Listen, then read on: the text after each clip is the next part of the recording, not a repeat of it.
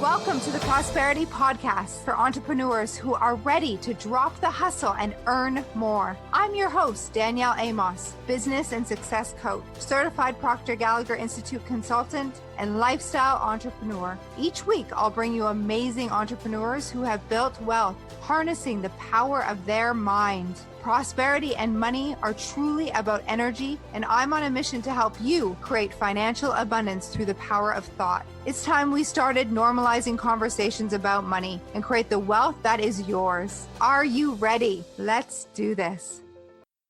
Welcome to episode 172 of the Prosperity Practice. This is Danielle Amos, and I am your host. Today's episode, we're going to take a little bit of a twist and talk about parenting. And there's a few reasons for that. In our community, we're actually launching Thinking into Results Junior.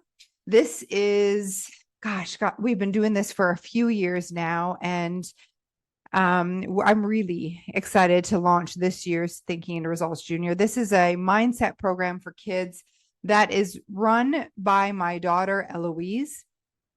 She runs a peer-to-peer group of kids who are studying mindset through not only videos based on the Thinking into Results program by Bob Proctor, but also we have a teacher who's joined us, teacher Melissa, who was Eloise's tutor for many, many years. And then myself and Elle, we talk about how we apply the mindset principles to her real life at school and at home. And then Elle runs the part of the program where the kids come together and they share their experiencing studying this material. The program has a book for parents where I coach the parents, and then a workbook for kids. And so the kids are anywhere from 4 years up until 16 years old in this program. If you'd like more information, I'm going to put the link in the show notes and even the link to a recorded call to find out information and to hear from families who participated last year. But today I'm bringing on my very best friend to this episode. Her name is Leiske Willis, and her bio is impressive, not only because she's my best friend, but just because of who she is and what she's experienced in her life. She was in the music and entertainment industry for 30 years, and she was part of the band that she founded. If you're Canadian, you may know this band, Farmer's Daughter. And Farmer's Daughter toured extensively worldwide, and they recorded 4 records, 2 which received gold status and was honored with a Juno and multiple CCMAs for the best group or duo. And she was an artist for many years. In fact, I met her when she was in that band and traveling, and she then found herself in Stratford, which is my hometown, and her and I became fast friends, which you're going to hear a bit in this episode. But today I have her on with us because in Jake's 50s, she decided, at 51, that she wanted to become a mom. And she actually used our Thinking into Results program with her and her husband to manifest Avalon, her daughter. Now, it wasn't the only thing she did. You'll hear from her today about how she combined mindset with a medical team of professionals to help her through this journey. However, so much of it was because of mindset. And now that Jake has her beautiful daughter, who's now going into grade 1, she realized that she wanted to learn more about parenting and really become the best parent possible to her daughter, Avalon. And she is now a parenting coach.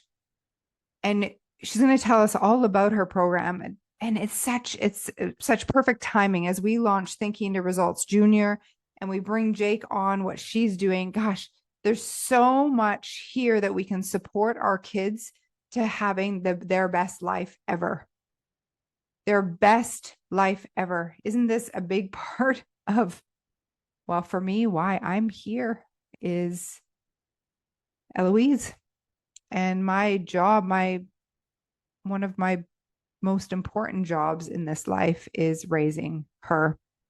So with that, I'm going to bring Jake on, a certified parenting coach with the Jai Institute, Jake Leiske Willis. If this resonates, reach out. I'm so happy that you are here. Enjoy. Welcome to the Prosperity Practice. This episode is very special to me because I have my very best friend with me.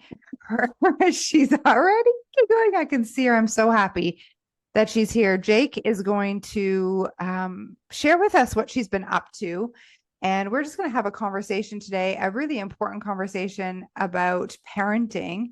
And for those of you that haven't met Jake Leiske Willis, she is my very best friend in the whole world. Our worlds collided quite like a few decades ago in my hometown, and my life hasn't been the same since meeting this woman. She just brings out so much of my beauty. She saw me for who I was before I saw myself. She is glamorous, beautiful, wise, and just like, my dearest friend. So I'm so grateful that you're here, Jake. And I want to congratulate you on your business. And I'm honored to share this with our audience today. So welcome. Well, thank you. And way to start off with tears. That's exactly the way a best friend is supposed to introduce a best friend. But I have to agree, it was love at first sight. Like, we literally saw each other and I think at the same time, who's that? I want to know her. And then we ended up kind of following each other around and living in the same fabulous spaces. And what I remember most about the early days, before we, I think, enlightened each other about so many things, and you introduced me to all of the incredible thinking to results information, it changed my life too. I think, you know, when they say that you attract to yourself the lessons you need to learn, you know, we were really lucky that that's what we attracted, because we also had a lot of fun along the way. And seeing the beauty in you was very, very easy, by the way. You know what I was just thinking as I was introducing you is, like, you know, it's amazing because we didn't meet when we were like 15. We were a little older. But like, if you think of how sometimes we meet women now, or like the whole, like, just how so many women put up fronts when they meet other women. Like, you were fabulous. Like, I remember seeing you with your lipstick and fabulous clothes. And like, you and I locked arms, like locked eyes, like you said, love at first sight. But like, there had to be an element of putting our egos aside, isn't there? Like, for us to even have come together, because two fabulous women, I have to say. Like, do you know what I'm saying? It doesn't happen very often. At least. So I think when I think back to it, I wanted to be in your aura.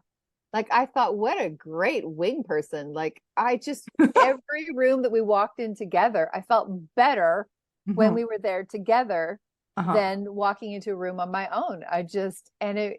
We fed off each other. I never really thought about it until this moment in this conversation, because there was never any jealousy. There was never, I was just gunning for your success at all times, and Same. You for me. And I was on the road full time in the music industry at the time. And my career was really flying at that point. So there was an element of, you know, excitement and success, and you were rocking everything you were doing at that time too. So, you know, in the foodie world. And so I don't know, we were a great complement. And then I feel like we kind of, our hearts and our souls decided kind of at the same time that we both just wanted so much more out of life than what was going on. And it was like, you found information and podcasts to listen to, and you would bring them to me. What was the name of the first guy we started listening to? Oh yeah, Keith Gochner.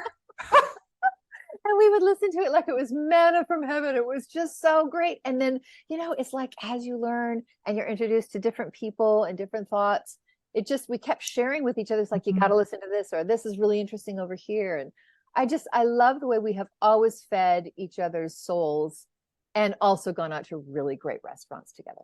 Yeah. And looked fabulous. And like I like turned heads. That was like our goal. We're like turning heads where we go. Oh, I love it. Well, I'm so grateful that you're here. So let's introduce the audience what you've been up to. Like share, because you found some incredible information for yourself and you've been sharing it with me. And you've got Avalon now going into grade one. Mm-hmm. Crazy. And you've discovered, like we were saying just offline, like we were talking about how this parenting thing doesn't always come naturally to us as women, but yet we put so much pressure on ourselves to be perfect that maybe it's not even something that we fully admit. So why don't you share about the information that you've come across with peaceful parenting? Thank you. Well, first of all, I would like to say that I am a certified parent coach.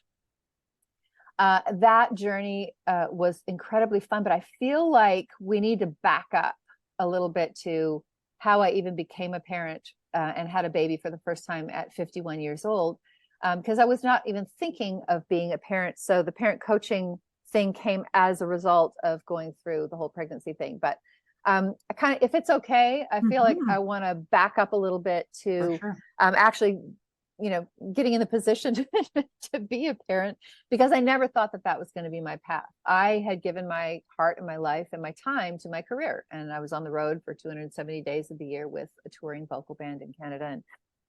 And, we traveled internationally as well. And then what band was that, Jake? Farmer's Daughter, a country female trio. And we had a great run in Canada, won a bunch of awards, had an incredible following. Our fans were the absolute best. And, so I kind of woke up in my 40s and realized that I thought my choice was that I was, going to be a career musician, and that, that ship had sailed, that baby making ship had sailed. And I was okay with that. I came to terms and made peace with the fact that I was going to be an aunt and have my little dog and live on the 36th floor of an apartment in Toronto. And that was my thing. That was who I was. And then, love has a way of biting you in the butt and changing your plans. And, the love of my life from when I was in my 20s and was traveling the world in a gospel band, we came full circle. And, kind of looked at each other and went, why do we continue to say goodbye to each other at the airport? Like, what are we doing? And so we got back together. And when we did that, it just seemed like the very next natural step. I first of all, didn't know that it was possible to get pregnant, carry, and have a baby at the age that I was. So when Christopher first, said, first of all, I want to have a family with you. It's not just that I'm here and I want to leave a legacy. Yes, that too. But now that we're together, I want to have a family with you. Like I feel like this is my heart home.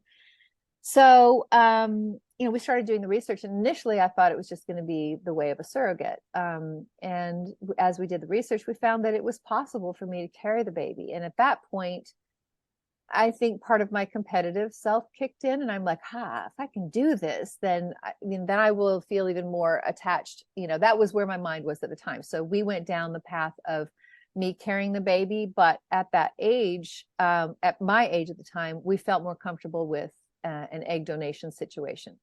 So that opened up, the wide world of fertility. And although I am a certified parent coach, I also coach women who are trying to get and stay pregnant and feel like they've tried absolutely everything. So that's another side, another facet of part of what I do as well. Being both A-type personalities, my husband and I thought we'd just pay our money, I'd take my shots, we'd have a baby, boom, done. And, anyone who's gone through fertility treatments is kind of chuckling to themselves right now going, oh yeah, I thought that too. And had all these people telling us it's amazing how people will love to share their not success stories with you. It's like, oh, you're going down the fertility path. Yeah, some friends of ours, they tried that and they ended up getting divorced. Or yes, we knew someone who did that, and they spent their life savings, they remortgaged their home, and we're like, oh, and now they have their baby. No, they never got pregnant. I mean, they just, everyone would love to share their stories of how things did not work out for them. But we were not like it, that didn't even, flinch. We didn't even flinch with that information. And I have to go back to that particular point in time is when you really started introducing me to thinking into results, to future journaling, to creating a mantra that was very specific and very personal, to writing every morning and every night. And I remember when you first told me about it, I thought, this sounds really basic. I know. Yeah. Yeah. But so funny. I am going to do everything. Like, I committed to doing everything. I'm like, I don't care how kooky this sounds. I don't care, looking in the mirror and telling myself, I'm so happy and grateful now that I'm pregnant with a healthy full-term baby girl. I mean, I would say that and write that 100 times every morning. I have all these journals that, it's just, I flip through now and, to the naked eye, it looks kind of crazy. It looks like Jack Nicholson in The Shining, he writes all those same lines over and over again. But listen, it just shifts the energy. And I mean, say what you will, trust it or don't trust it. I have a 6-year-old who's the light of my life. And, I give a lot of that credit to what you shared with me. That was the head part and the heart part and the manifestation part, put together with all the medical stuff and creating the village and all of that, the meditation and all of it. But I truly believe that without the information that you shared, that I don't think I would be telling you that I had this little girl. Like, I believe wholeheartedly that was a huge part of getting and staying pregnant, because getting pregnant is one thing, staying pregnant is quite another. And so, Avalon was transfer number 6. Yeah, I was going to say, like, that's such a remarkable story because of the persistence that you and Chris had to have in your mindset. Because, like, 1, maybe 2 not working, but like 3, 4, 5, like that's, And the miscarriages for me, and I know for Chris too, I can speak for him, were as painful and devastating as the failed transfers. It all felt the same when you got that call that said, I'm sorry, the transfer failed, or the miscarriage, so, and then all through my first trimester, there were indications that there may be a miscarriage happening for 3 months straight. And I don't know if this is too much information for your listeners, but through my first trimester, the whole first trimester, every day, there was some kind of bleeding, which, if you've had a miscarriage, it throws your whole heart and your body and your nervous system into panic. Yeah. Like, I'm losing this baby. So instead of saying, I'm losing this baby, I took what you said. And it's like, everything is always working out for me. I am so happy and grateful that I'm pregnant with my full-term healthy baby. These things replaced that kind of insurmountable fear and panic. And again, I believe on the 6th transfer, this was, taking control of the pregnancy.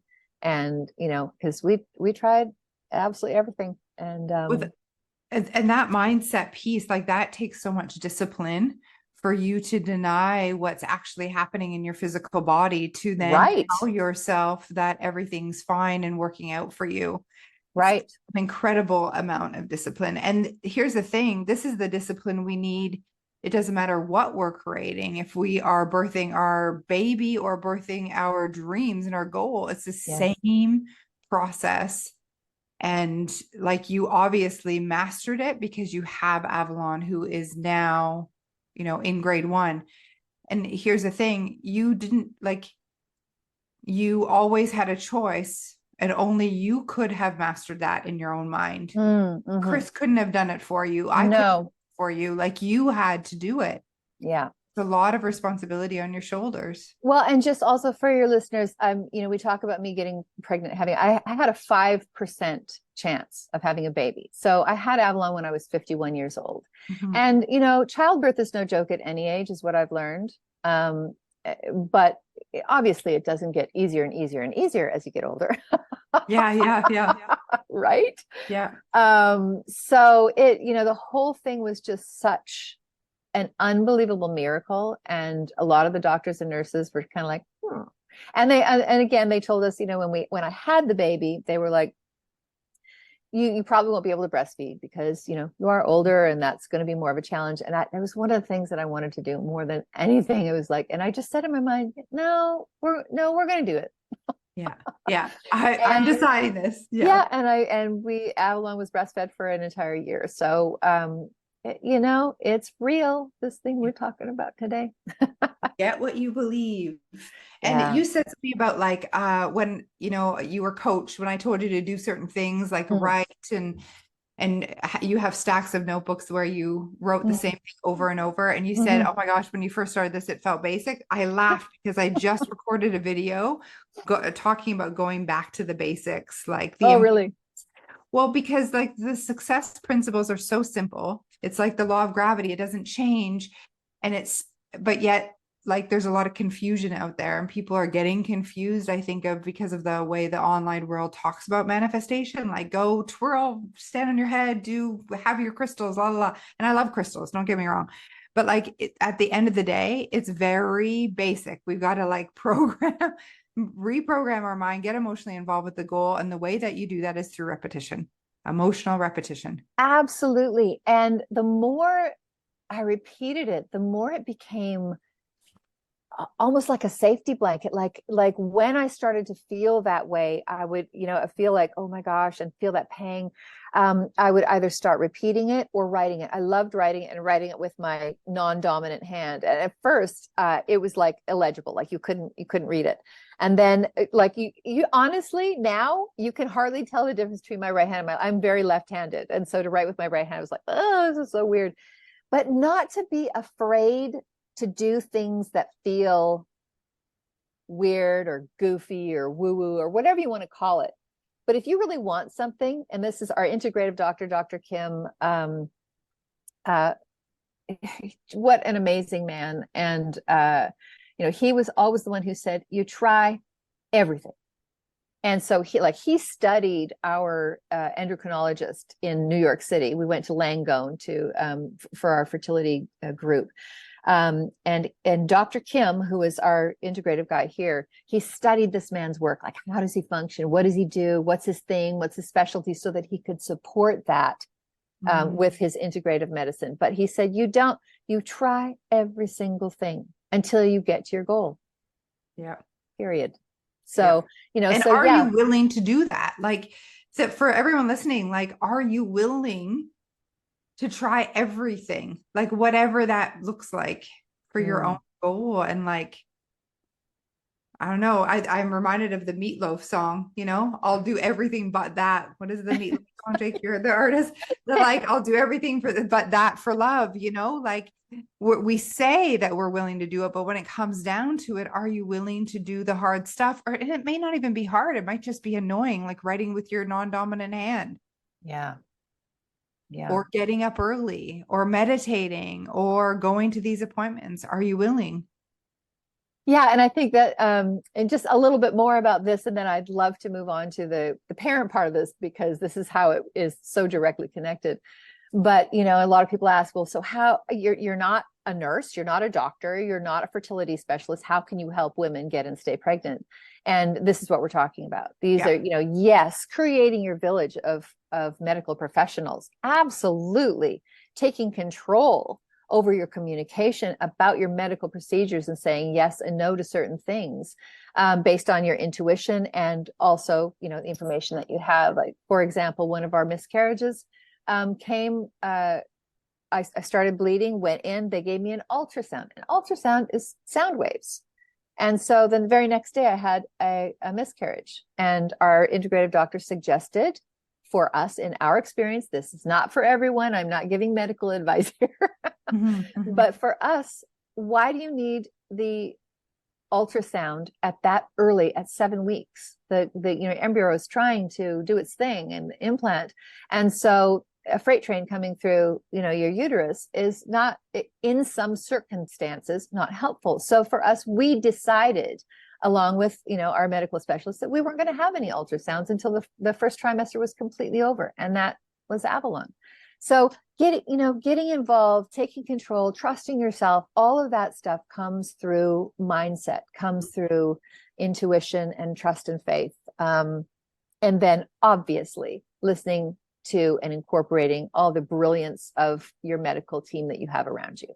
And, I'm reminded as you share that two things. One is, in this work, we encourage a person to create a mastermind, which is very similar to the village that you're talking about, like a mastermind of people that you respect in their area of expertise to surround you, to help you create new ideas based on where you're going. That, and two is the trusting yourself's huge. Like, in my experience with having Elle, she was breech, and I remember.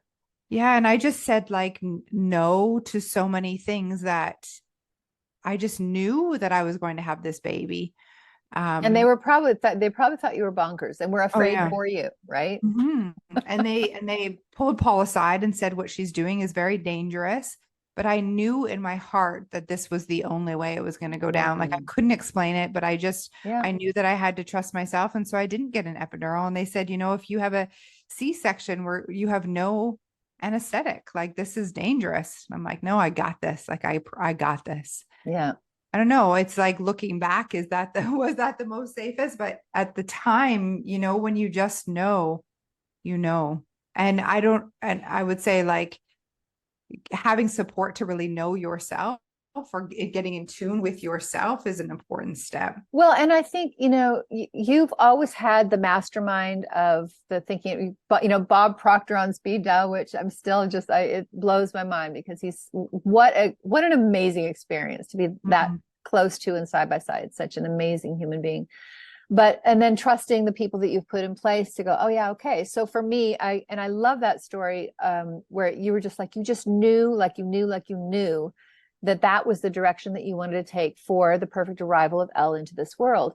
For me, I had a doula and grew to love her, and still, as a friend, she's just remained, and I just love this person. But very much the advocate for natural childbirth. For me, I had preeclampsia, and Avalon's heart rate was going down so low with every contraction that I had. They had to induce my labor. So already at one point, I had the monitors on. I couldn't get up and do what we had planned to do on that perfect birthing plan that I had printed on pink cardstock and gave to everyone in the hospital, the nurses station. They graciously took the plan and went, oh yeah, okay, thank you. Because nothing actually went to that plan except for taking her home in a healthy way. But at one point, the surgeon and my doula, who, she is very much, surgeons want to cut. That's what they want to do. But in that point, she said, you know what? You're getting incredible medical direction at this point. And you need to go with your gut and what you think, because they're like, do we do a C-section now or an emergency? So all of that to say, I love that you trusted your intuition in your situation, and it led to a completely natural childbirth. For me, I feel great about the fact that I also trusted my intuition, and it took me down a different path. And I think that's kind of what we're both saying, is learn to hear that voice inside your head. Yeah. Yeah. And know that you're right. Yes. And it's not the easy, especially when there's so much pressure, and there's also no right way, but you get to decide. I mean, ultimately, we, like, saying about this work, like, we get what we believe, we get what you got, Avalon, and she came as a result of all this, the work that you've done in both medically and with your team and your mastermind, but also your mind itself. Yeah. So here she is. Yeah. Okay. So fast forward. Here she is. We have this blissful, when they're little tiny babies, you're just like, oh, the sleep training, no sleep training. Those are the big decisions, right? You know, just kind of go with the flow. We had an amazing time with her in those early stages. But then as she started to grow, I think I put so much time and effort into getting and staying pregnant that it never occurred to me that I have to figure out what to do after she got here. And that this Julie Andrews idea in my head of how I would be as a mother. You know, I'm thinking I'm older, I've had life experience, I've been a jeune fille au pair, I was a nanny for a year in Paris, looked after these 3 little boys, I've had nieces and nephews, I've watched other parents, and I've decided what I don't want to do based on, you know, I give a huge shout out to all mothers that I've given a side eye to on an airplane or in a grocery store. I take it all back, and I'm sorry, because sometimes in those moments, you know, when you're thinking, can't you stop your kid from kicking the back of my chair? The answer is no. But I never imagined that it would be anything but peaceful and connected. And then we started getting into moments where there were, you know, tantrums, where there was pushback, where I felt like I'd repeated myself 200 times, and I became triggered and started doing and saying all the things that I promised myself I would never do as a parent, like yelling, like punishing, like, you know, I think I spanked Avalon one time, and I don't know who was more devastated, her or myself. Like, I knew in that moment that I'd gone past the point of thinking emotionally, intelligently in that moment, and chose to spank her bottom. And for me, I knew in that moment, there has to be a different way. There has to be a different way to get through and achieve cooperation and connection. Those are like my 2 favorite words on the planet. Connection is the number one. Connection to myself, connection to my child. There has to be another way other than coercing and, you know, and punishing. And so I started doing research. I'm like, what can I do? And I found different ways that were equally as not as appealing on the other end of the spectrum, like a completely passive parent. Completely permissive parent is one that's just like, let the child kind of raise themselves. You just be there to supervise and make sure that they don't, you know, like step out in the road and kill themselves, whatever, you know. That didn't feel good either, because I felt like there have to be boundaries. There have to be like, how am I going to teach my child to be safe and to, you know, all of that stuff. So I stumbled upon something called the Jai Institute for Parenting, and they are the #1 parenting organization worldwide right now. And started reading and drinking it in, because it spoke to every fear of doing it wrong that I ever had in my life.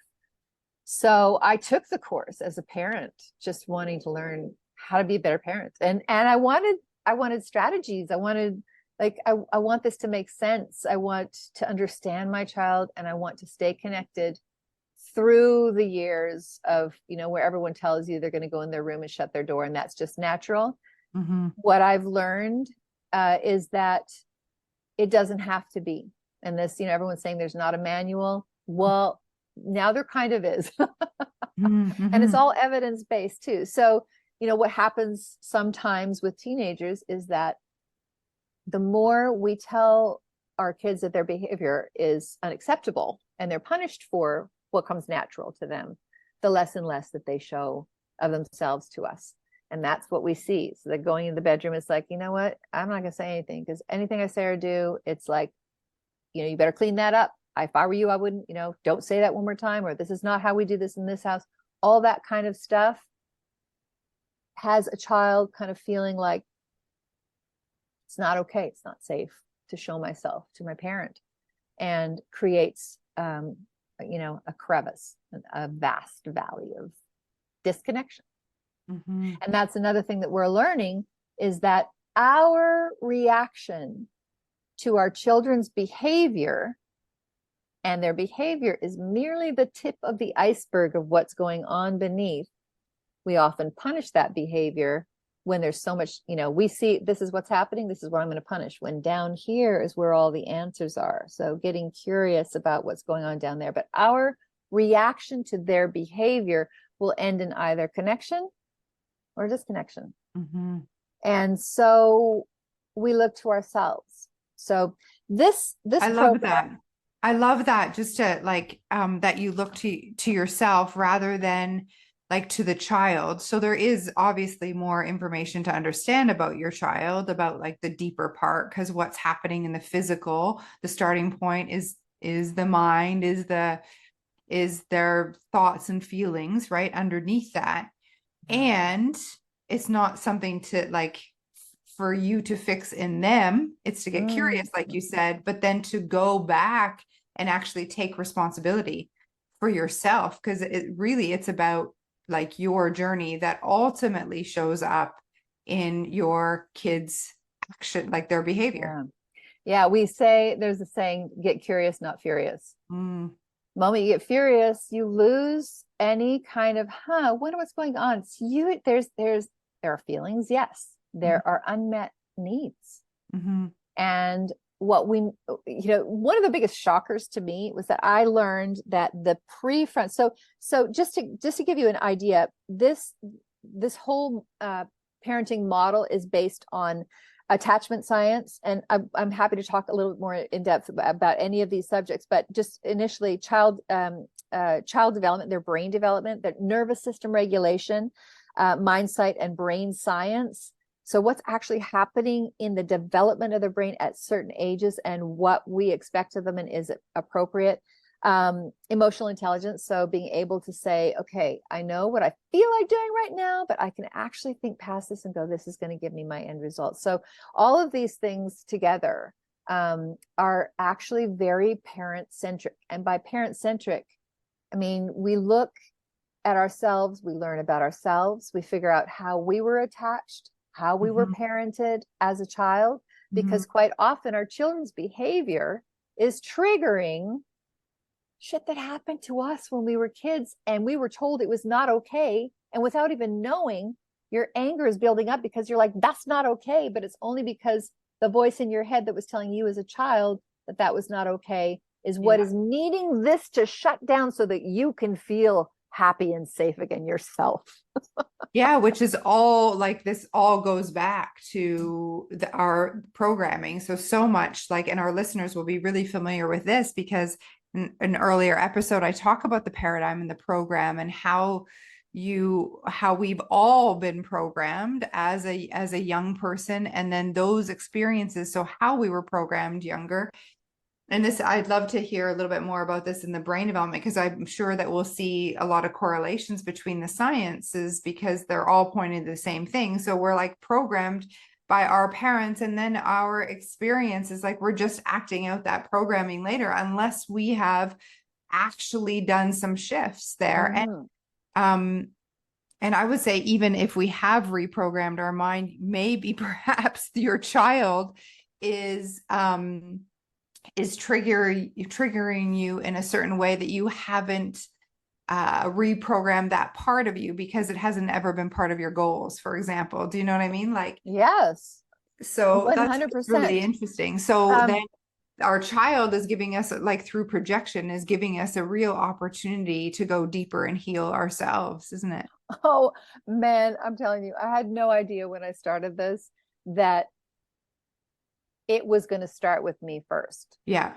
Because I just wanted to back up to some of the, and this is again, part of what I love about this is a lot of it is mindset, but a lot of it is actual science. And for example, the prefrontal cortex of our brain, right up here behind the forehead. Any guess at what age that develops? And so let's just say the prefrontal cortex is responsible for all your rational thoughts, all of your nervous system regulation, your ability to say, okay, to tell yourself to calm down, everything that says, oh, I was told that yesterday, I should remember how to do that today. All of that Mm. exists up here in the prefrontal cortex. Any idea when that develops? Well, I would say maybe it starts to develop maybe as a teenager, but probably fully isn't developed into your 20s. Because if I think of what I know about like that kind of biology, and that's what I would guess. I would say Yes. maybe it starts around 8, but then probably into your 20s it would be developed. It's fully developed between 25 and 28 years old. Wow, that's later than what I So, thought. yeah. Yeah. So when you are, and it depends also about your secure or insecure attachment, Mm-hmm. when you're 2, when you're Mm. 4, when you're 6, when you're 8, Yeah. you are still kind of floating. Now, if you are being trained and punished, you will know, okay, I'm if I do this, then I'm going to get hit or I'm going to get punished. So you will learn a behavior in response, but you won't know why. And Yeah. what we Oh my want gosh. our kids to do is connect Mm-hmm. with doing things for a purpose, living on purpose, and being free and accepted. Like for me as a mother, looking at my child spinning out, going, okay, I need to, first of all,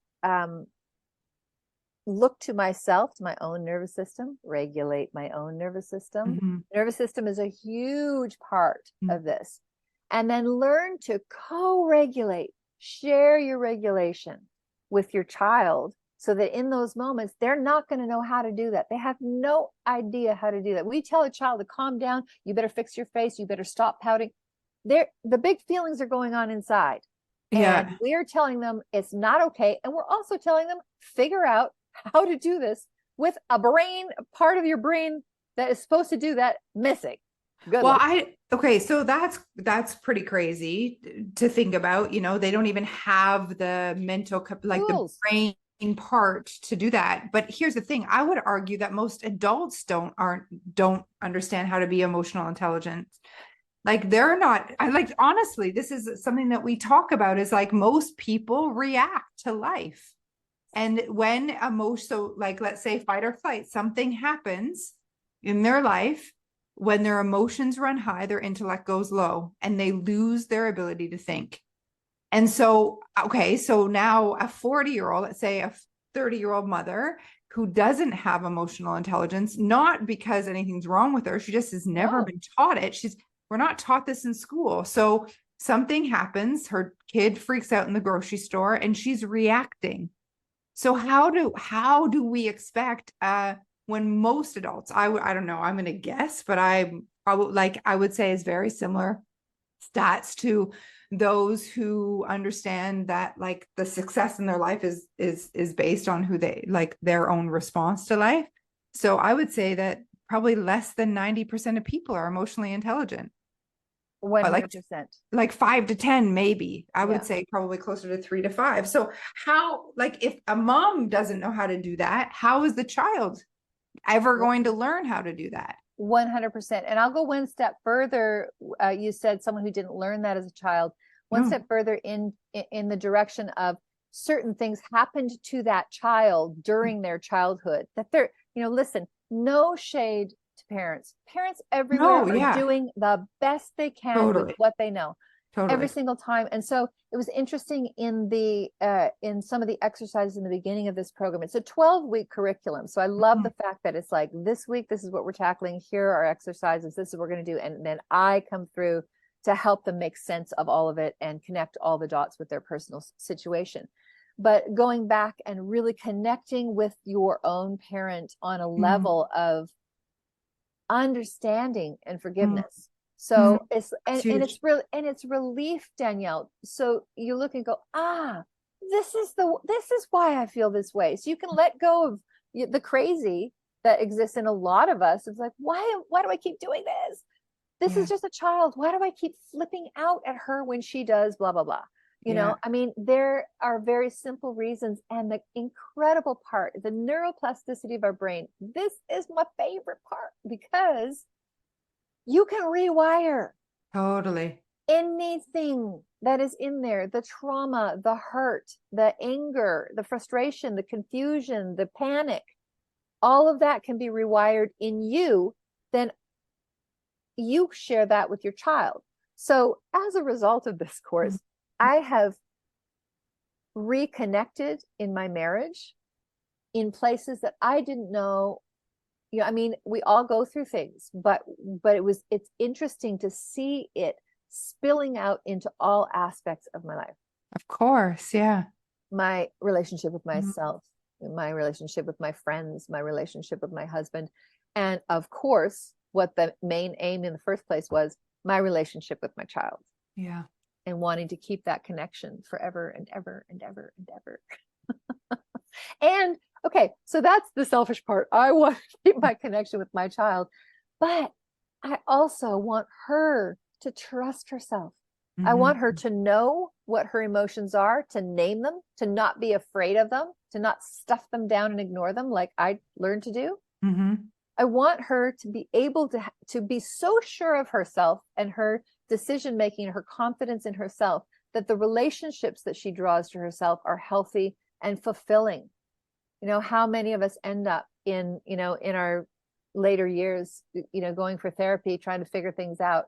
I would love for her to, to have some of this figured out as we go along, and the trust and the understanding of feelings and nervous system and emotional intelligence as something that's a part of the family. And I think that just directly connects. I know I'm talking your face off, but there's one more thing that I want to just add to all of this. The main question that comes up is, okay, great, that all sounds lovely. Let's all be peaceful and zen, and but how do you get cooperation?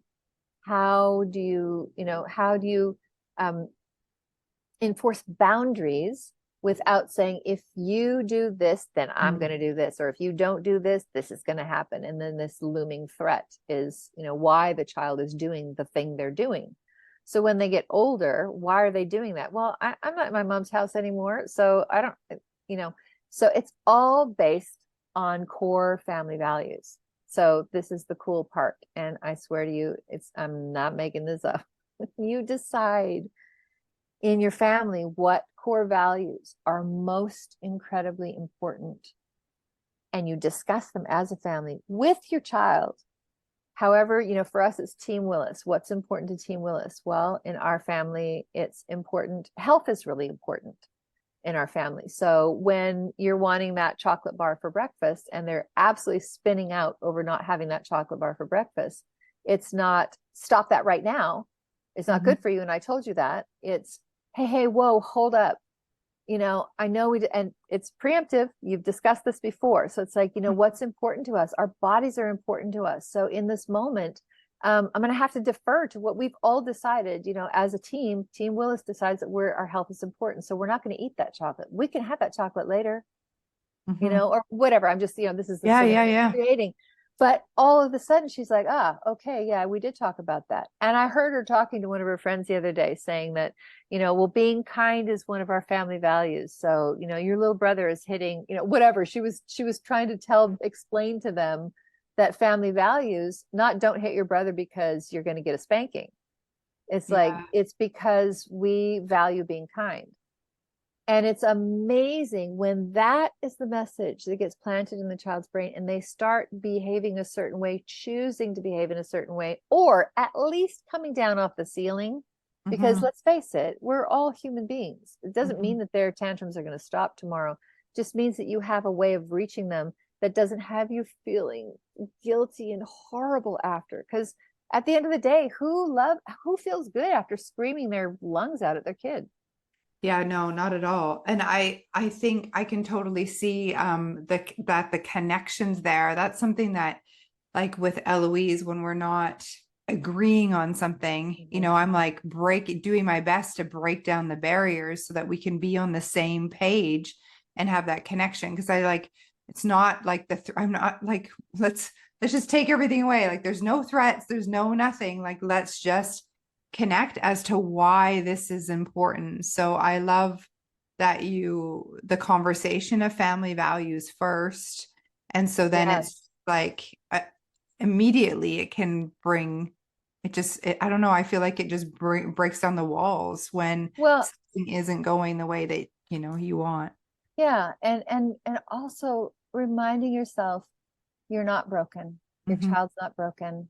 Mm-hmm. This is about connection. It's not about fixing. I think we get really tied up in that. Ugh. And I think that's why, like, the name of my company is the Mostly Peaceful Parent. Mm-hmm. And so people are like, oh, that, I mean, I want to be peaceful all the time. I'm like, well, good luck with that on that path. It's about rupture and repair. I find in my experience so far with parenting, rupture and repair. We are going to not be perfectly peaceful all the time. The important part, and we teach this as well, is how to make a meaningful apology to your child. Yes, yes, it's true. We are responsible for saying, you know what, I messed up.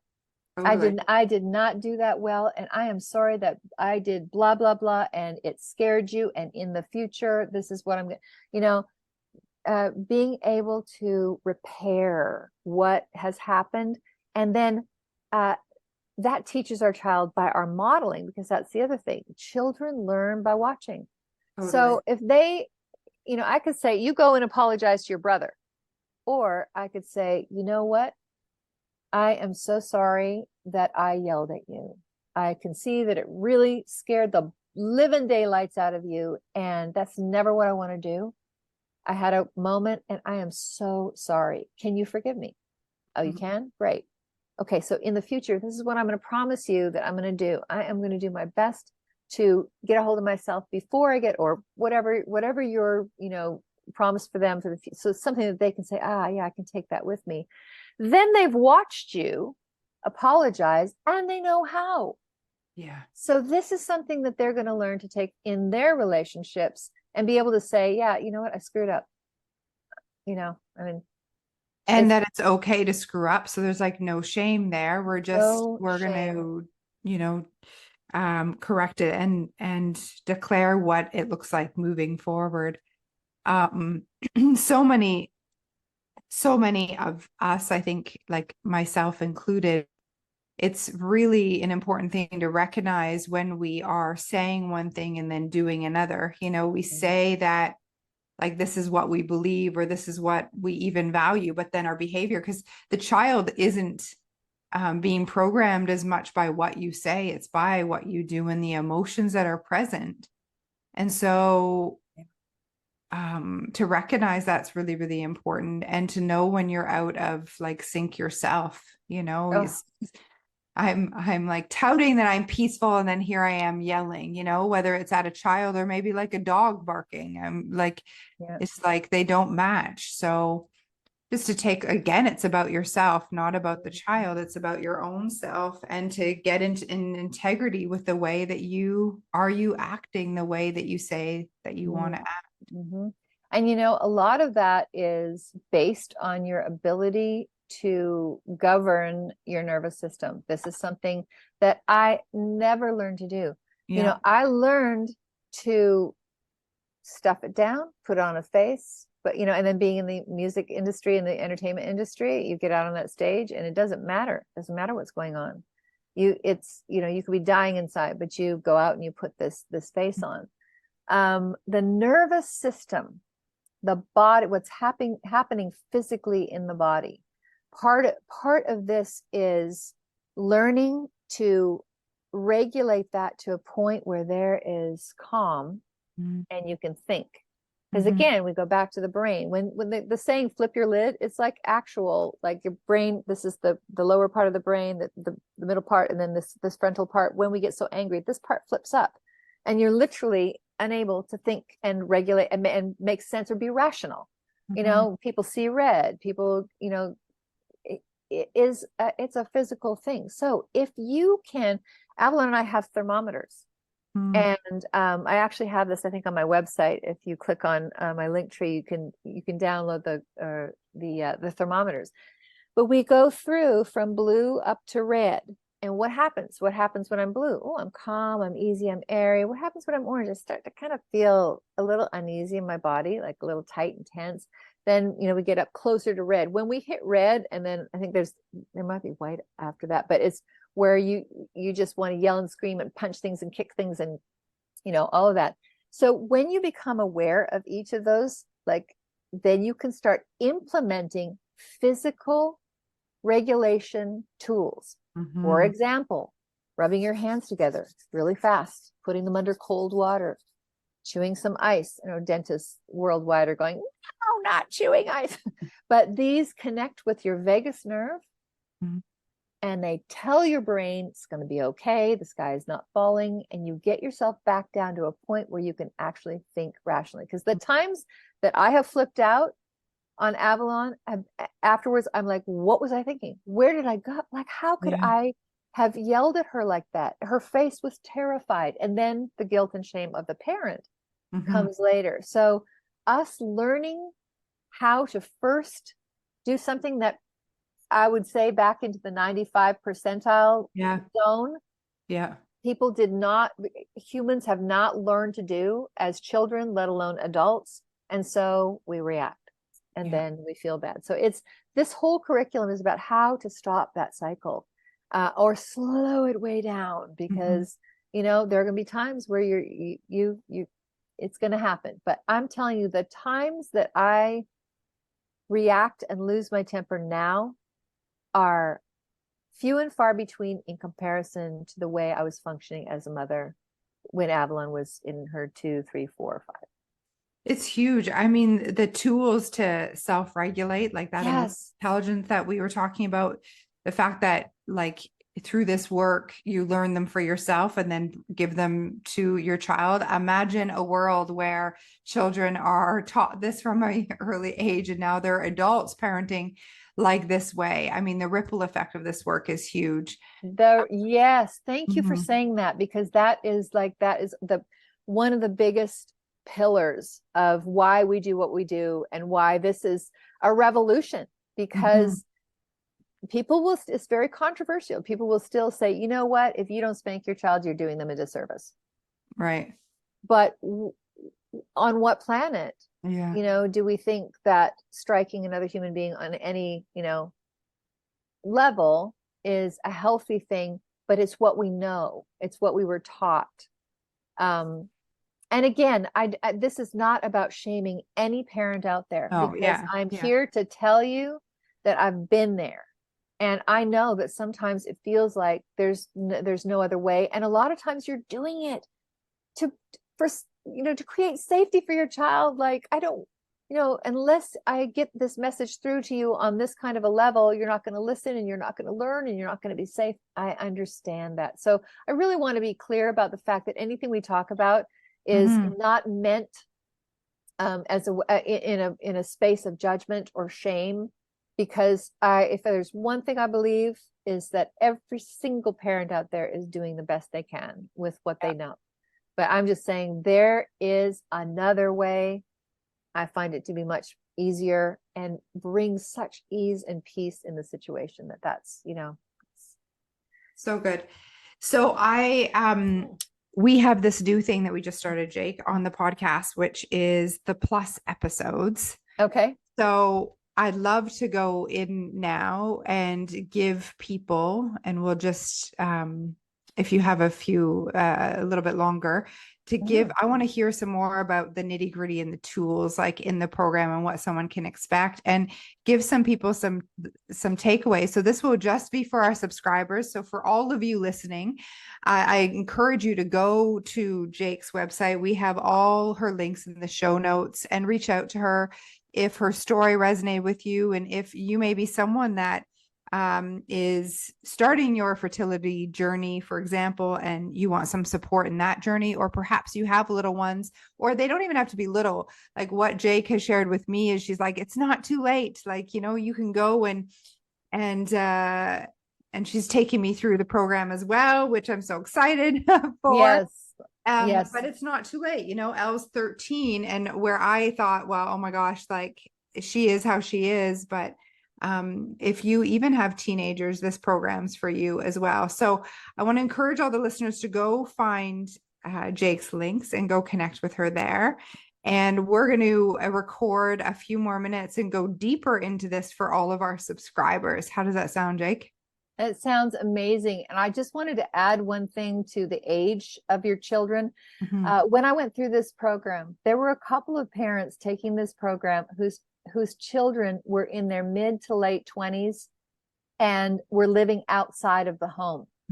These people rewired their own brains and reconnected with their adult children. So good. So I'm telling you, it is across the board. If you are a parent, if you are a caregiver, if you're a teacher and spend a lot of time with your kids, what you learn through this curriculum is vital.